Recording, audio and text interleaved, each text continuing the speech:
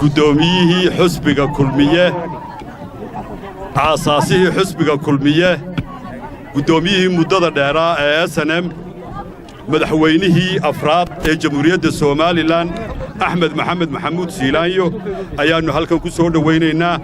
madaxweyne waxa farxad noo ah maanta inaannu halkan kugu soo dhowayno madaxweynihii hore ee jamhuuriyadda Soomaaliland Axmed Maxamed Maxamuud Siilaanyo wuxuu ahaa aasaasihii xusbiga kulmiye tacabkaagii madaxweyne maannu qasaarin xusbigii mar labaad buu guulaystay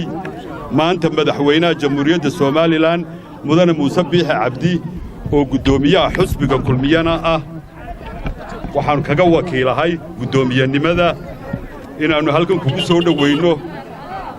cod fara badan ayuu helay waxaannu doonaynaa waxa weeyaan lagasigaagii xusbiga kulmiye aad iyo aad baan ugu faraxsannahay inaannu madaxweyne halkan kugu soo dhowayno ogolahaagii wasiirradu ay xoog halkan u joogaan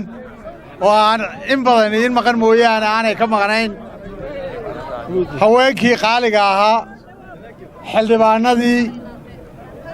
shacabka jamhuuriyadda Soomaaliland intooda faraha badan leh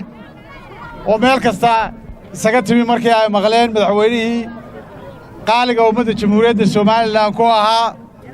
madaxweynihii horumarka jamhuuriyadda Soomaaliland ku ahaa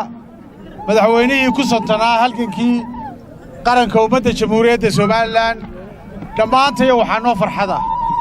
in ilaahay uu mar labaad muddo aad ka maqnayd adigoo fasax jiray ilaahayna wax loogu mahadnaqaa adigoo caafimaad qaba inaad ummaddaadii iyo dalkaagii hooyo iyo qarankaagii oo ku sugayey oo ku jecel aad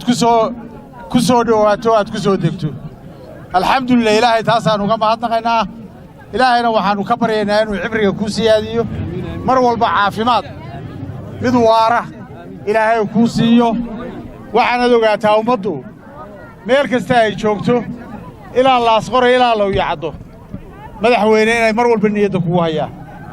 wax kuu ducaynaya iyo wax taariikhdaadii ka sheekaynaya oo yihiin aad iyo aad iyo aad